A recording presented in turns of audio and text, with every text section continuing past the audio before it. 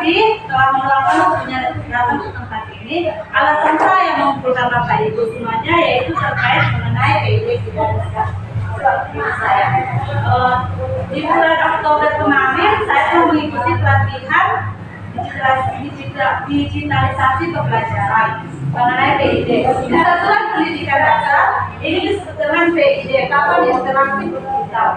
Sebelumnya saya memperkenalkan diri dulu. Perkenalkan, nama saya Sulaiman Natalia SPD. Saya dari SD Swasta Serindak. Bapak Ibu, mungkin peserta didik pernah bertanya kepada Bapak Ibu mengenai PID ini. Mungkin ini apa, Miss? Atau kenapa peserta didik ini, Miss? Di Satuan Pendidikan Dasar ini disebut dengan PID, kapan interaksi digital. Sebelum saya menjelaskan materinya, saya izin Bapak Ibu untuk berdiri boleh?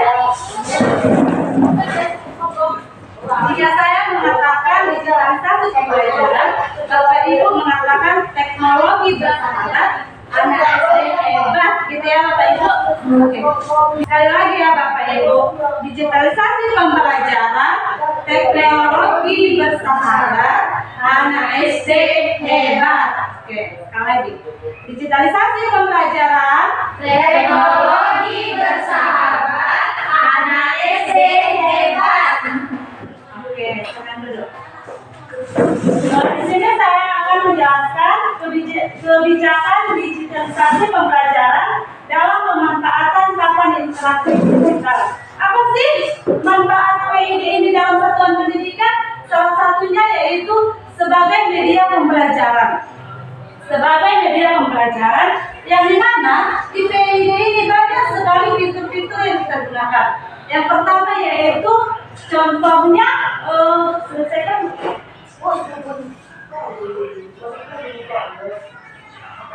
ruang murid Bapak Ibu ini sangat bermanfaat bagi kita, khusus bagi kelas. Di sini terdapat materi video pembelajaran yang bisa kita terapkan ke peserta didik.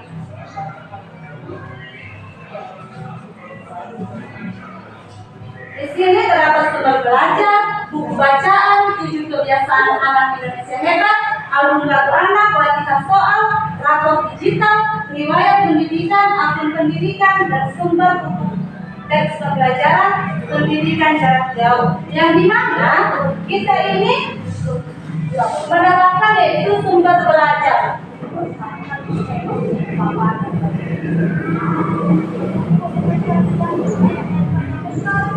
Di sini Bapak Ibu terdapat kelas. Bapak Ibu misalnya kelas 3 nih, mengajar di kelas 3. Klik aja kelas 3 dan mulai ekspor. Di sini terdapat semua mata pelajaran. Contohnya matematika.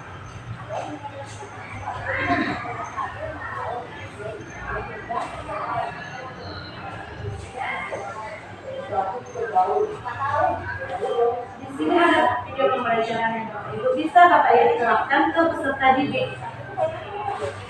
Jadi Bapak Ibu hanya guru fasilitator, memfasilitasi, bukan hanya mencatat atau menerangkan. Lanjut. Tantangan bersama yang pertama yaitu tren masih bisa menurun. Form literasi, numerasi, dan sains cenderung stagnan atau menurun dibanding rata-rata negara lain.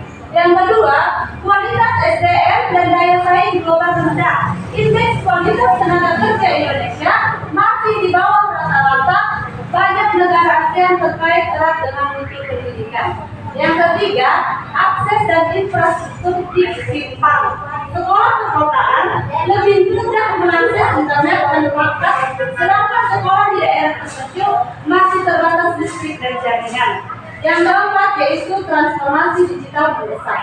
Perubahan teknologi menuntut pendidikan beradaptasi agar siswa siap menghadapi era digital dan kompetensi global. Agensi digitalisasi pembelajaran. visi Indonesia Emas di tahun 2045. Yang pertama yaitu membangun SDM unggul dan penguasaan fintech. Yang kedua, peta jalan pendidikan di tahun 2020 sampai 2035, inovasi pembelajaran digital, asesmen komprehensif, dan ekosistem belajar inklusif. Yang ketiga yaitu tren global.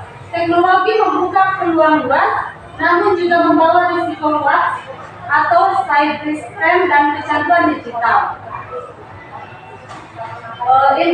Impres nomor 7 tahun 2025. Fokus program digitalisasi pembelajaran itu ada 4. Yang pertama, penyediaan infrastruktur digital seperti internet, perangkat pembelajaran, tahapan interaksi digital. Mungkin ini sebagian sudah direalisasi. Yang kedua, pengembangan sistem pembelajaran digital yang terintegrasi dan dapat diakses oleh satuan pendidikan. Yang ketiga, penguatan kapasitas SDM atau guru dan tenaga pendidikan dalam mengimplementasikan teknologi dalam pembelajaran. Itu sebabnya Bapak Ibu kita harus bisa menggunakan IT. Yang keempat, penyusunan regulasi dan standar internasional pelaksanaan digitalisasi di tingkat nasional hingga daerah. Apa sih upaya Direktorat SD Kemendikbudristek? Yang pertama yaitu regulasi.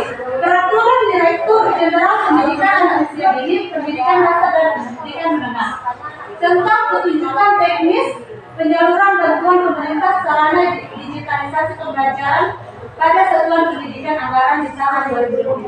Contohnya itu. Yang kedua yaitu penguatan SDM, bimbingan teknis, seri bidang. Yang ketiga pendampingan berkelanjutan, platform teknologi pendidikan. Yang pertama ada itu ruang GTK, yang kedua ruang murid, yang ketiga ruang sekolah, yang keempat ruang swasta, yang kelima ruang pemerintah, yang keenam itu ruang mitra, yang ketujuh ruang publik, dan kedelapan ruang orang tua. Ini yang akan kita planning kita ke depannya, Bapak Ibu. Yang keempat itu ada bantuan peralatan TIK. Yang pertama papan interaktif digital, yang kedua laptop, yang ketiga media penyimpanan eksternal, yang keempat internet satelit untuk sekolah tipe 2 dan tipe 3, solar panel untuk sekolah tipe 3. Ini mungkin sudah terrealisasi sebagian di sekolah-sekolah. Apa yang harus dilakukan satuan pendidikan? Yang pertama yaitu transformasi ekosistem pembelajaran digital di satuan pendidikan. Apa sih yang harus ditransformasikan? Komponen utama ekosistem sekolah yaitu pembelajaran, metode, strategi, dan konten yang berbasis digital. Ini mungkin kita sudah terapkan bagian di sekolah lain. Yang pertama yaitu menggunakan metode. Yang kedua yaitu yang kedua manajemen sekolah, administrasi, layanan, dan tata kelola berbasis sistem digital. Yang ketiga yaitu lingkungan belajar, ruang kelas dan budaya sekolah yang mendukung digitalisasi. Siapa yang perlu bertransformasi? Yang pertama yaitu terutama sekolah, yang kedua guru dan tenaga pendidikan. Poinnya yang pertama menjadi penggerak ekosistem pembelajaran digital. Yang kedua menguasai keterampilan digital untuk mendukung pembelajaran. Yang ketiga menciptakan budaya digital di sekolah. Kenapa perlu ditransformasikan? Agar teknologi tidak hanya hadir sebagai perangkat, tetapi digunakan tepat guna untuk meningkatkan kualitas proses dan hasil belajar, membentuk pembelajaran yang interaktif, kolaboratif, dan adaptif, manajemen keberlanjutan transformasi pendidikan. Kapan transformasi digital dilakukan? Segera, karena perubahan teknologi sangat cepat. Yang kedua, peserta didik perlu dibekali literasi digital sejak dini. Yang ketiga, sekolah harus relevan dengan tantangan era digital. Apa tindak lanjut yang perlu dilakukan oleh satuan pendidikan? Yang pertama yaitu internalisasi kebijakan dan workshop digitalisasi. Membuat SK kepala sekolah tentang digitalisasi pembelajaran. Yang kedua, menyusun SOP atau pemakaian perangkat penunjang perawatan dan keamanan data. Yang ketiga, membentuk tim kecil seperti guru atau teknik sebagai penanggung jawab digitalisasi. Yang kedua yaitu pemetaan perangkat dan potensi sekolah. inventarisasi jumlah dan kondisi perangkat seperti laptop, proyektor, peralatan interaktif digital, dan jaringan. Yang kedua yaitu mengisi instrumen self assessment kesiapan digital sekolah. Yang ketiga yaitu mengidentifikasi guru, champion digital, dan dukungan orang tua agar pendidikan. Yang ketiga yaitu penguatan kapasitas guru dan tenaga pendidikan. Poinnya yang pertama, mengadakan pelatihan internal atau field teaching atau workshop kecil. Yang kedua yaitu mengirim guru ikut BIMTEK atau komunitas belajar online. Yang ketiga, menyusun kalender pelatihan rutin minimal 1 kali per semester. Implementasi teknologi dalam pembelajaran, menetapkan target penggunaan digital per kelas. Ini yang akan direncanakan oleh dinas pendidikan. Yang pertama yaitu menggunakan perangkat digital minimal 1 mata pelajaran per satu kelas atau per minggu. Yang kedua, target bisa ditingkatkan bertahap, misal di semester 1 1 kali per minggu, semester 2 2 sampai 3 kali per minggu. Yang ketiga, kepala sekolah memonitor pencapaian melalui laporan guru. Pengembangan konten digital sederhana oleh guru. Ini yang harus kita terapkan untuk peserta didik.